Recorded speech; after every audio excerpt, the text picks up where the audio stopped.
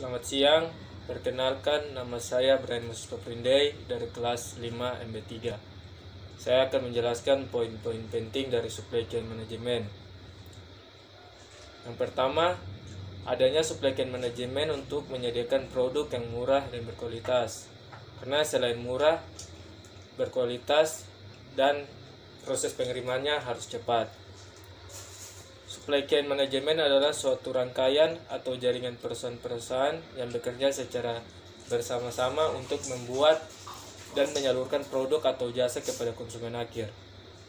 Supply chain adalah jaringan perusahaan-perusahaan yang secara bersama-sama bekerja untuk menciptakan dan menghantarkan suatu produk ke tangan pemakai akhir. Perusahaan-perusahaan tersebut termasuk supplier, pabrik, distributor, toko atau retail, serta perusahaan pendukung seperti jasa logistik. Karena adanya supply chain, maka adanya perusahaan paradigma persaingan bisnis dari single allowance competition menjadi network competition. 3 hal yang harus dikelola dalam supply chain yaitu aliran material, informasi, dan keuangan. Tujuan supply chain di sini adalah memaksimalkan keseluruhan nilai. Komponen supply chain management yang pertama adalah upstream supply chain atau aktivitas suatu perusahaan di hulunya.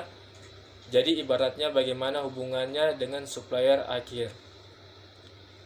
Yang kedua, internal supply chain. Yang ketiga, downstream supply chain atau aktivitas yang melibatkan pengiriman produk kepada pelanggan akhir. Ada juga 5 komponen dasar dari supply chain management.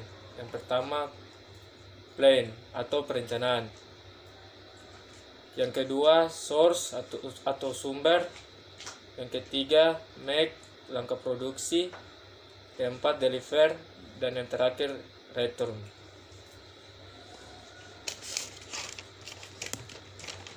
Dan yang terakhir adalah masalah pada supply chain.